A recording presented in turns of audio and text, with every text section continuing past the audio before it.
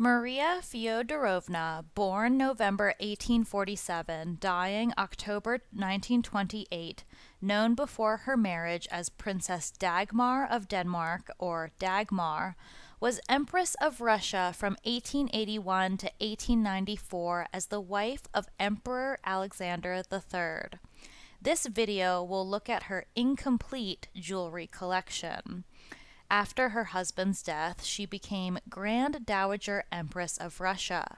She was the fourth child and second daughter of Christian IX of Denmark and Louise of Hesse-Kassel.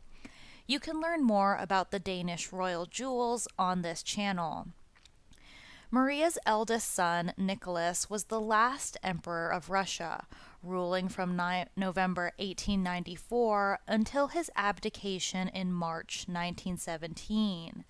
The Dowager Empress lived for 10 years after Bolsheviks killed Nicholas and his family in 1918. She was one of the few Romanovs to escape Russia, and Tsar Nicholas and his family ignored her pleas to cast out the degenerate mystic Rasputin. Empress Maria understood the opulence of the Russian court in contrast to her more humble daughter-in-law, Empress Alex. Empress Maria spoke French, the language of the Russian court, and Russian, the language of the Russian people. Empress Alex did not speak French and spoke Russian with a noticeable accent. Her daughters also struggled to learn French. Empress Alex was the most comfortable speaking in German and English, and Tsar Nicholas II conversed with her and his children in English and Russian. Dagmar was known for her beauty. Princess Mary Adelaide of Cambridge said Dagmar was sweetly pretty and commented favorably on her splendid dark eyes. We see sapphires in her jewelry collection to complement those features. Her fiancé, Nicholas Tsarevich of Russia, was enthusiastic about her beauty. He wrote to his mother that she is even prettier in real life than in the portraits we had seen so far. Her eyes speak for her. They are so kind, intelligent, animated. When she was Tsarevna, Thomas W. Knox met her at Grand Duke Vladimir Alexandrovich of Russia's wedding and wrote favorably about her beauty compared to that of the bride, Duchess Maria of Mecklenburg-Schwerin, despite her short stature. He wrote Dagmar was less inclined to stoutness than the bride. She does not display such a plumpness of shoulder, and her neck rises more swan-like and gives fuller play to her finely formed head with its curly hair and Grecian outline of face. He also commented favorably on her keen, clear, flashing eyes. When considering Dagmar for her second son, Prince Alfred, Queen Victoria judged that Dagmar is cleverer than her older sister Alexandra. She is a very nice girl. When she married, she didn't know how to speak any Russian. However, within a few years, Dagmar mastered the language, showing her intelligence, and was so proficient her husband wrote to her in Russian. She told an American minister to Russia that the Russian language is full of power and beauty. It equals the Italian in music, the English in vigorous power and copiousness. Nadine Bonar-Larsky, her lady-in-waiting, noted her smile cheered everyone, and her gracious manner always suggested a touch of personal feeling which went straight to the hearts of her subjects. She also possessed that priceless royal gift of never forgetting a face or a name. As Dagmar's betrothed Nicholas continued on his journey to Florence in the 1860s, Dagmar and Nicholas exchanged daily love letters. When he grew ill, he sent fewer letters, and she teased him if he had fallen in love with a dark-eyed Italian. But in April 1865, Nicholas was gravely ill with cerebrospinal meningitis. Alexander II of Russia, his father, sent a telegram to Dagmar. Nicholas has received the last rites. Pray for us and come if you can. In April 1865, Nicholas died in the presence of his parents, brothers, and fiancée, Dagmar. His last wish was that Dagmar would marry his younger brother, the future Alexander III, and she would. Her love for her first betrothed was such that she named her first son, Nicholas II, with Alexander III, after him. Dagmar was devastated by her fiancé's death. Nicholas's parents struggled to pull Princess Dagmar away from the corpse and carry her out. She was so heartbroken when she returned to her homeland. Her relatives were seriously worried about her health in Denmark. She had already become emotionally attached to Russia. Many were sympathetic towards Dagmar. Princess Mary Adelaide of Cambridge wrote of poor dear Minnie's sorrow and the blight which has fallen upon her young life. Minnie would remain a lifelong nickname. Queen Victoria wrote, "How terrible for poor Dagmar! The poor parents and bride are most deeply to be pitied." However, the Russian royal family didn't forget Maria's attachment to Russia and considered her a great match for their son, Alexander III. Less than a year after her fiancé's death, she was married to his brother, Alexander III, in 1866. Dagmar lived in the Anichkov Palace on St. Petersburg's main thoroughfare, Nevsky Prospect, due to swirling attempted coups and civil unrest, culminating in the assassination of her father-in-law in 1881.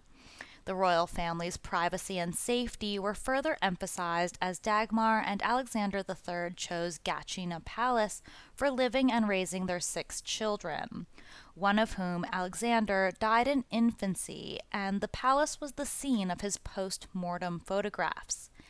As Grand Duchess, Maria was at the center of Russia's opulent social life, frequently called upon to deputize for her delicate and sickly mother-in-law, the Tsarina Maria Alexandrovna. Maria did not extend this same opportunity to her own daughter-in-law, Empress Alex, choosing to keep her own royal duties for years. Dagmar knew what it was like to have a sick son, like the hemophiliac Tsarevich Alexei.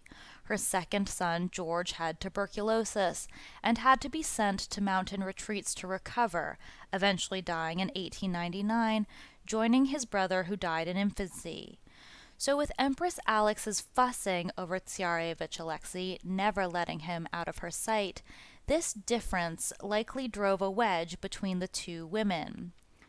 Dagmar's love of fashion extended to her dresses. The famed Parisian couturier Charles Frederick Worth, from whom the Empress often purchased her gowns, greatly admired Marie's ability to carry off his creations.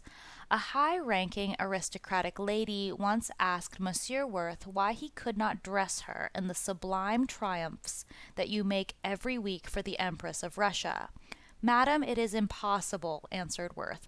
"It is not enough that you pay me when your robe is accomplished. It is necessary first that you inspire me before your robe is begun," here tapping his brow and then his heart. "Her Majesty the Empress of the Russias, she gives me the inspiration sublime, divine, and when she carries my work, she so improves it, I do with difficulty recognize it. Bring me any woman in Europe, queen, artiste, or bourgeois, who can inspire me as does Madame Her Majesty, and I will make her confections while I live and charge her nothing." You can learn more about the fashion house of Worth on this channel.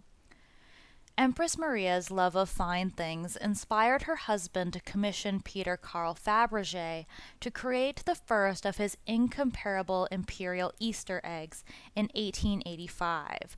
The hen egg was the beginning of a tradition that Nicholas II would continue, gifting eggs to his mother and wife until 1917. You can learn more about Grand Duchess Olga's gifted eggs on this channel. Rarely seen as a feminist icon, the Empress Maria participated especially in the women's labor departments in the World's Columbian Exhibition in Chicago in 1893 in the context of Russian-American relations. This involvement was rediscovered in 2022. The ideological task taken on by the Empress was to refute the Americans' ideas about the backwardness of Russia and the despotism of autocratic power pushed by Bolshevik-leaning journalists in the United States. The American movement for a free Russia and the campaign of George Kennan, author of the Siberian series of articles about political exiles, were staunchly anti-Romanov. Empress Maria understood the importance of international relations and so decided the World's Columbian Exhibition was the best place to put on a show of what Russia really was. The Empress returned to her beloved Anichkov Palace after her husband's death in 1894 at the hands of anarchists. Relations with the new Empress were not easy. Egged on by the Princess of Wales, the now Dowager Empress refused to hand over the crown jewels and insisted on retaining precedence in state occasions. This was reflected by the court in various coronation portraits where Dagmar is shown literally shining next to her daughter-in-law. Perhaps the Princess of Wales was jealous of Empress Alex's close relationship with Queen Victoria, which you can learn about in the Empress Alex video on this channel. As many women know, it is not the job that is so often difficult, but other older women who are petty, insecure, or jealous and make the workplace a toxic place. Who knows how the Romanovs would have ended had the two highest-ranking royal women gotten along. But Nicholas II continued to attempt to bridge the gap and remained close with his mother, writing to her often. They consoled one another in the aftermath of a family crisis in 1912. The Dowager Empress's youngest son, Michael, second in line to the throne after the fragile Alexis, married his longtime lover, Natalia Wolfort, a twice-divorced woman, complicating the line to the throne as Natalia had no royal blood. So the Dowager Empress continued to seek consolation in traveling, joining her sister, Dowager Queen Alexandra, each autumn at Hivdor, a house in their native Denmark the sisters purchased privately in 1906. The Dowager Empress spent much of the First World War in Kiev, where she received the devastating news in 1917 that her son had abdicated. Such a thought was totally foreign to the Dowager Empress, who had forbade her own daughters from marrying outside of Russia, so extreme was her loyalty. She hurried to Mogilev to join Nicholas, where they learned that the second in the line, Michael, had himself renounced the throne, signaling the end of 304 years of Romanov rule in Russia. Deeply disappointed, she returned to Kiev on her train. She would see either son never again. In early April 1919, the Dowager Empress, accompanied by her two daughters, Grand Duchesses Xenia and Olga, and their families and her household, left Kiev for the Crimea. In April 1919, as the Red Army pushed closer to the Crimea, the British government, badgered by Queen Alexandra, ordered HMS Marlborough to evacuate the Dowager Empress and her family. She refused to leave unless the Marlborough ferried all of the Russian refugees who were desperate to leave.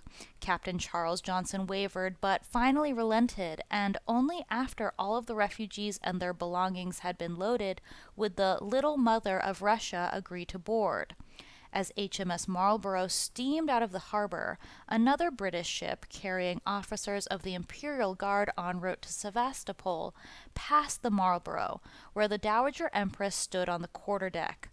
Across the water came the strains of the Russian imperial anthem, sung by the officers in tribute to their beloved Empress. The exiled Dowager Empress initially settled in England, where she lived with the Queen herself at Marlborough House, but she later resettled in her native Denmark.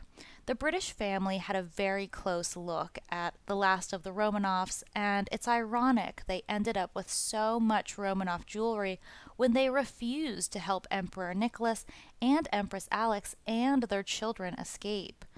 To her dying day, the Dowager Empress refused to believe the increasing evidence that his son and his family had been killed in Ekaterinburg or that Michael had met his end in Perm.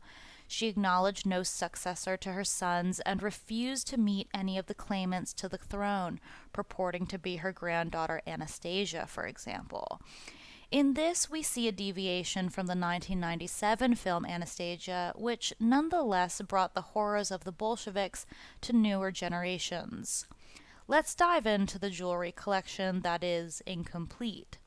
A silver gilt coronation plate survives from the 1883 coronation of Alexander III and Empress Maria. Decorated with symbols including the Russian imperial double-headed eagle and St. George, it reflects the style at the time. Empress Maria was active in philanthropic work. Her husband called her the guardian angel of Russia. As empress, she assumed patronage of the Maria institutions that her mother-in-law had established.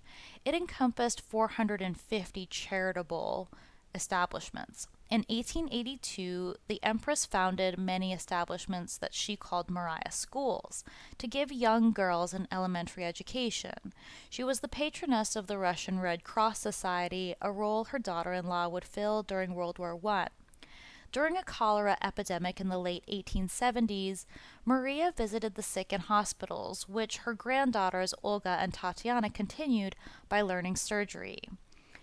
The Dowager Empress's personal jewelry style is sweet. Her knotted ribbon necklace always remained in her private collection and upon her death was rediscovered at Hivdor. What to do with this necklace? She left it to her daughter, the Grand Duchess Zina. The jewel of 19th century manufacture had an imperial Russian provenance and was very special to her. She wore the fine natural pearl and diamond pendant mounted with a round pearl within a circular cut diamond knotted ribbon, and suspending a smaller circular pearl and further drip-shaped pearls with rose-cut diamond cap and cushion-shaped diamond surmounts. In one of her early photographs taken around 1869, showing her wearing the pendant as she held her young son, the future Tsar. The item was offered after her death in 1928 by her daughters first to Queen Mary of England. But this was returned to Zina. The last of the Romanoffs frequently tried to raise cash from their British cousins. So real was the threat of global Zionist Bolshevism in Europe that the British royal family did refuse safe harbor to the Tsar and his family. After that offer, the Grand Duchess offered it to a friend of the Romanov and Yusupov families, the very rich Lady Detterting. Lady Detterting was constantly updating her jewels, and she bought the jewel from the Grand Duchess, who sent her a personal letter confirming its provenance. The Dowager Empress's pearl wave tiara appeared in a portrait by Francois Fleming in 1894. The tiara was part of a parure which also included a matching necklace and brooch, and it's often been attributed to Cartier. It was a wedding gift to Dagmar from her husband, Alexander III, and it could be worn in many different ways. You can spot it in various portraits from the time. The tiara consists of 18 pear-shaped pearls and 530 diamonds from Brazil. The entire suite was confiscated by the Bolsheviks after the revolution and has not been seen since the 1920s. A gift from Queen Louise of Denmark was worn by Dagmar for her entire life. A gold bracelet with a single ruby and a single sapphire cabochon at its ends was worn by Dagmar at both Romanov coronations. So valued was this bracelet from her mother. In 1928, the bracelet passed to Grand Duchess Olga Romanov, who also wore it until her death. In 2000, the bracelet was sold at auction. The wheat sheaf diadem with an original design also belonged to the Dowager Empress. It consisted of golden flax ears decorated with diamonds with a leuco sapphire, which is a colorless sapphire symbolizing the sun, in the center. A rare photograph of the diadem was taken in 1927 for a Christie's auction at which the Bolsheviks sold off the Romanov jewels. Nothing is known about the diadem's subsequent fate following the auction. A replica was made for placement in the current Russian royal jewel collection, the Diamond Fund. This diadem, with an original design, can be seen today, although it is not the original. The Queen Mary tiara is often referenced by another name, Maria Feodorovna's sapphire bandeau. Queen Mary reportedly bought the piece in 1921 at a Paris auction where it had been offered for sale by the exiled Princess Nicholas of Greece. Princess Nicholas was born Grand Duchess Elena Vladimirovna, and she got the tiara, and it's possible that she got it directly from the Dowager Empress. Prince Nicholas was one of the Empress's Greek nephews. Perhaps she had given the tiara to the Nicholases as a wedding gift in 1902. Some have also suggested that Princess Nicholas inherited the tiara from her mother, Grand Duchess Maria Pavlovna, but ultimately the provenance is unclear. Was it really one of the former Empress's tiaras? Who was its first owner? Was it even really Russian, or was it Greek? We don't know. Regardless, the tiara features distinctive sunray designs and came into the British royal collection. Had Princess Nicholas held on to it just a bit longer, it might have made its way to Britain anyway, via Princess Marina, one of her daughters, who later married Queen Mary's son, the Duke of Kent. The central sapphire and diamond element of the bandeau was removable, making it a more versatile piece. Queen Mary wore it with a carved emerald brooch from the Delhi Durbar Emperor. After Queen Mary's death, the tiara was apparently left to Queen Elizabeth II, along with all the rest of Queen Mary's personal property. Queen Elizabeth II never wore it, at least not in public, indicating it was perhaps a favorite piece of her sister, Princess Margaret, who wore it multiple times. Perhaps Queen Camilla will don it one day. Of all of Princess Anne's jewelry, the piece with maybe the best historical provenance is the diamond and pearl choker with a geometric sapphire and diamond clasp. This is the Maria Feodorovna sapphire and diamond choker, also known as the pearl and sapphire choker. The choker is one of the pieces that Queen Mary purchased from the estate of the late Dowager Empress. Maria, known as Minnie, retained some pieces, and after her death a collection of the Empress's jewels was sold at Hennell's. This choker sold for £6,000. Queen Mary was photographed in the choker, which she sometimes wore with her honeysuckle tiara or with another jewel, the diamond and sapphire bandeau. The choker is grand enough to stand up against the piles of jewelry that Queen Mary wore. Its 4 rows of pearls include interspersed diamond sections, and the diamond and sapphire clasp is a substantial piece on its own. The necklace can be taken apart and worn as a pair of bracelets, while the clasp can be worn as a separate brooch. The choker made an appearance at Prince William's wedding in 2011. This brooch, Empress Maria Feodorovna's sapphire brooch, still looks current today, but it's more than a century and a half old. In 1866, the Prince and Princess of Wales, later King Edward VII, and Queen Alexandra presented the brooch to Alexandra's sister on her marriage to the future Emperor Alexander III of Russia. Leslie Field describes this brooch as a cabochon sapphire brooch surrounded by 2 rows of diamonds with a pearl drop hanging from a collet diamond. The Dowager Empress cherished the brooch, which became known as her sapphire brooch. She took it with her during her regular trips to her childhood home of Copenhagen. Field notes that the Dowager Empress wore the brooch pinned to her bodice in a card game, with Queen Alexandra of the United Kingdom and their sister Thyra playing cards with their father, King Christian IX of Denmark, in 1905. In 1928, the Dowager Empress's daughters were tasked with handling their mother's extensive jewelry collection, and they needed cash. Queen Mary purchased the sapphire, diamond, and pearl brooch from the estate in 1930, paying over £2,300 for the piece, which exceeded the brooch's auction estimate set between £1,400 and £1,900. This may have been a show of generosity towards her Russian cousins. In 1953, Queen Elizabeth II inherited all of Queen Mary's jewels, including the brooch.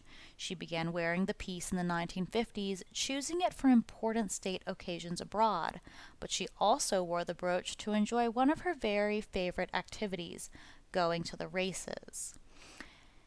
After Queen Mary's death in 1953, The brooch was inherited by her daughter-in-law, Princess Marina, Duchess of Kent, who seems to have not been pictured wearing the piece, and bequeathed the brooch to her younger son, Prince Michael, at the time of her death in 1968. The brooch made quite a few appearances after he married Baroness Mary Christine von Reibnitz in 1978 and is usually worn for daytime events. At some point, Princess Michael had Empress Maria Feodorovna's diamond brooch adapted to be worn as a clasp pendant of a three-strand pearl necklace, usually with one of the Vladimir pearls, a diamond pendant, or Princess Louise's emerald brooch suspended. This diamond necklace is predominantly worn to evening events for its sparkle, often with the Kent festoon tiara or the Kent City of London fringe tiara. Most recently, it made an appearance at the American State Banquet at Buckingham Palace in 2019. The Dowager Empress managed to hold on to her everyday jewels during the 1920s. During her exile, these jewels were kept in a chest under her bed, and, despite the pleas of her daughters, she refused to sell them during her lifetime. When she died in her native Denmark in 1928, this chest was immediately sealed and sent to London on the orders of her nephew, King George V. According to historian John Vanderkist, the jewel box was finally opened at Windsor in May 1929 to reveal 76 items comprising the last of the Dowager Empress's considerable collection, including the diamond star of the Order of St. Andrew, ropes of pearls, the largest the size of a cherry, and brooches, bracelets, hair ornaments, hat pins, all sparkling with diamonds, emeralds, rubies, and sapphires. Once the jewels were sorted and valued, they were offered for sale via Mr. Hardy of Hennell & Sons of Bond Street, London. The sapphire brooch with 4 diamonds in each corner then disappeared from public view between 1929 and 1953. More than likely, it was purchased by Queen Mary and kept in her vast personal collection before being bequeathed to her daughter-in-law, Princess Marina, Duchess of Kent. Princess Marina wore the brooch at many social occasions, including Ascot and annual visits to Wimbledon Tennis Club. Sapphires from the Romanoff collection are easily recognizable due to their size. From Queen Elizabeth II's collection to the sapphire diamond and gold filigree brooch known as the Russian sapphire cluster brooch is said to have been originally owned by the Dowager Empress. Queen Mary reportedly purchased it in 1934. Queen Elizabeth II wore it for the first time at the Vatican in 2014. It's possible the sapphire in this brooch came from one of the Dowager Empress's sapphire tiaras, which have never been found and likely dismantled. Empress Maria wears a diamond and sapphire tiara on a pearl-edged fabric kokoshnik backing in a portrait by Konstantin Makovsky in the 1870s. This tiara was confiscated after the Revolution, and its current status is unknown, leading rise to the theory that its sapphires have made their way to various brooches. The kokoshnik was a very different style to the emerald tiara commissioned by Empress Alex. In Bodorevsky's 1907 portrait of Alexandra Feodorovna, we see her emerald tiara, also called the Columbian tiara. The emerald and diamond tiara was part of a larger parure that Empress Alex ordered from a pair of Russian jewelers, Bollin and Fabergé, in 1900. Sophia Schwann, a jeweler working for Bollin, was responsible for creating the parure's tiara and necklace, while Oscar Peel, working for Fabergé, made a large coordinating devant de corsage. The tiara is also sometimes referred to as a coronet or a circlet because it forms a complete circle. In Jewels of the Romanovs, Stefano Papi notes that this tiara and necklace were made in great haste by Schwann, but doesn't clarify why. Perhaps this tiara was the answer to Dagmar's refusal to hand over the royal jewels in the 1890s. Empress Alex decided she could make jewels herself. The diamonds used in the tiara were sourced from South Africa. Some sources have suggested that the large emeralds used were from Colombian mines, hence the name Columbian tiara. The largest emerald is the one set in the front of the circlet. Poppy notes that this quadrangular sugarloaf cabochon emerald measures approximately 23 carats. The tiara includes alternating ribbon and scroll motifs with emerald and diamond floral elements set in the center of each scroll. The necklace also featured ribbon and scroll designs. Sadly, the tiara and necklace are visible among the pieces pictured on the famous table inventory illustration made by the Soviets in 1922. You can catch them as the sixth set of jewels from the left. Nearly all of these jewels on the table were auctioned or broken up. The emeralds haven't been seen in public since they were photographed and cataloged in the mid-1920s by A.E. Firstman. It would be nice to hope that they're lurking somewhere in the shadows, hidden away in a private collection, waiting to see the light. The transfer of wealth from the Romanovs to the Bolsheviks is immense, and this video focuses on jewelry, but one has to remember all of the land, palaces, fields, agriculture, horses that was involved as well. It is yet another failure of communism that these jewels showing the pride and wealth of the Russian people were dismantled and sold off to the highest bidder, Russian or not. No school, nor sanctuary, nor military base, nor university, nor church were paid for with the millions of rubles from the sales of these precious jewels.